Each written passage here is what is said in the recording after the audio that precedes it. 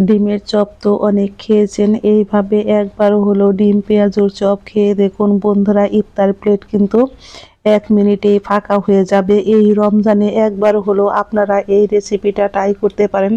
আমরা কিন্তু রমজান মাসে নতুনত্ব কিছু করার চেষ্টা করি। যদি আমরা এইরকম ডিম পেঁয়াজুর চপ তৈরি করি বন্ধুরা, তাহলে পরিবারের সকলেই কিন্তু অনেক মজা করে খাবে, এতটাই পরিমাণে মজার হয়। হ্যালো বন্ধুরা, ষোলতা কুকিং রেসিপির পক্ষ থেকে সকলকে জানাই স্বাগত।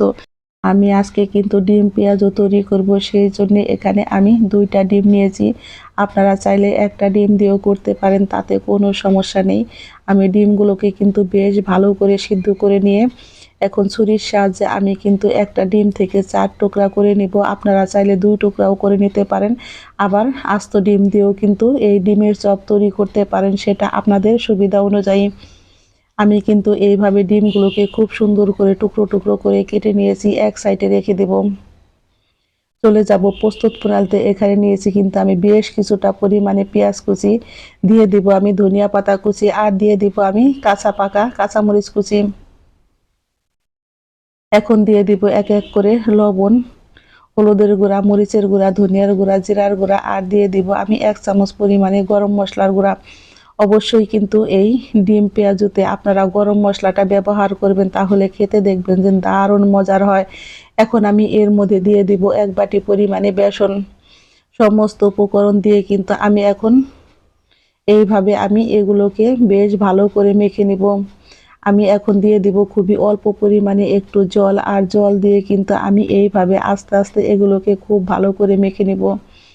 হ্যালো বন্ধুরা, এই পর্যায়ে আমার ডিম পেঁয়াজের রেসিপি একটু যদি ভালো লেগে থাকে অবশ্যই একটা লাইক করবেন, কমেন্ট করবেন, এবং যারা আমার নতুন বন্ধু আছেন তারা আমাকে একটা সাবস্ক্রাইব করতে ভুলবেন না। আমার নতুন এবং পুরাতন সকল বন্ধুদের জানাই আমি অসংখ্য ধন্যবাদ।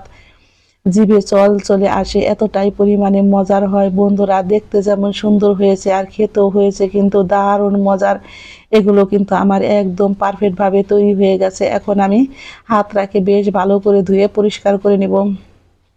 এখন আমি এর মধ্যে দিয়ে দিব 1/2 চামচ পরিমাণে বেকিং সোডা। বেকিং সোডাটা কিন্তু বন্ধুরা আমি দিতে ভুলে গেছি, সেই জন্য আমি এখন বেকিং সোডাটা দিয়ে খুব ভালো করে আবারও একটু মেখে নিব।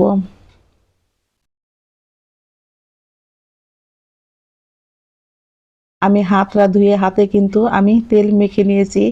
আর অবশ্যই বন্ধুরা হাতে তেল মেখে নেবেন, তা না হলে কিন্তু হাতে লেগে যায়। আর এইভাবে হাতে তেল মেখে নিয়ে আমি একটা ডিম দিয়ে এখন এইভাবে ডিম পেঁয়াজের চপগুলো কিন্তু তৈরি করে নিব।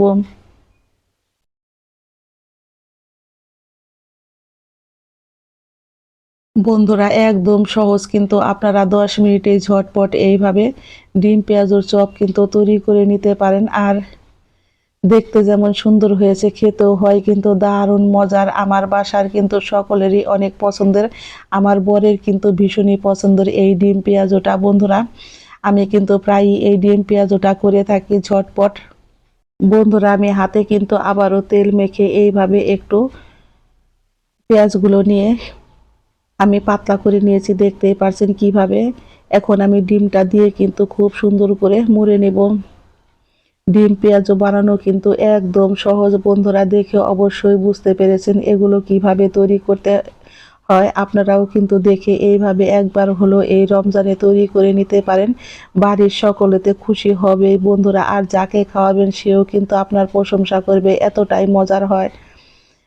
চলে যাব চুলায়, কড়াইতে দিয়েছি আমি পরিমাণ মতো সাদা তেল। তেলটা কিন্তু আমার গরম হয়ে গেছে। এখন আমি একে একে এগুলো দিয়ে কিন্তু খুব সুন্দর করে ভেজে নিব।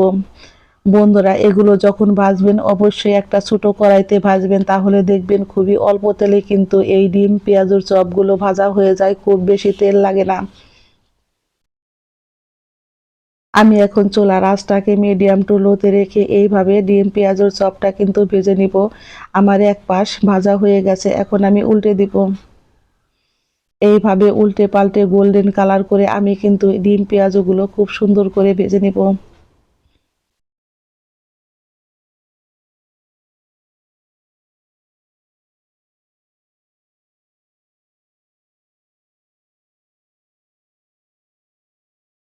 এগুলো কিন্তু আমার খুব সুন্দর করে বন্ধুরা ভাজা হয়ে গেছে, দেখতেই পারছেন আমি আবারও একটু উল্টে পাল্টে এগুলোকে এখন চুলায় থেকে নামিয়ে নিব।